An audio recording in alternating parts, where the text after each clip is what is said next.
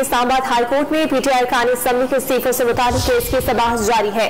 Chief justice Islamabad high court justice Athar Minallah ने remarks दिए हैं कि अवाम ने भरोसा करके नुमाइंदों को पार्लियामेंट भिजवाया, जिनके इस्तीफे मंजूर नहीं हुए वो तो पार्लियामेंट जाकर बैठे। अदालत सियासी मामलात में मुदाखलत नहीं करेगी। Chief justice Islamabad high court justice Athar Minallah ने तहरीक इंसाफ के अरकान कौमी असम्बली के इस्तीफों से मुताल्लिक केस की समाअत के दौरान अहम रिमार्क्स दिए हैं।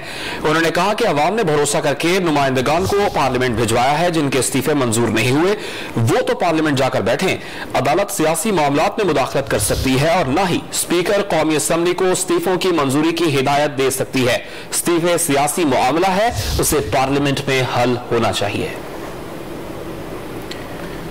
चीफ जस्टिस अतर मिनल्लाह ने ये रिमार्क्स दिए हैं तहरीक इंसाफ के अरकान कौमी असम्बली के इस्तीफों से मुताल्लिक केस की समाअत के दौरान। उन्होंने कहा कि अवाम ने भरोसा करके नुमाइंदगान को पार्लियामेंट भिजवाया है, जिनके इस्तीफे मंजूर नहीं हुए वो तो पार्लियामेंट जाकर बैठे।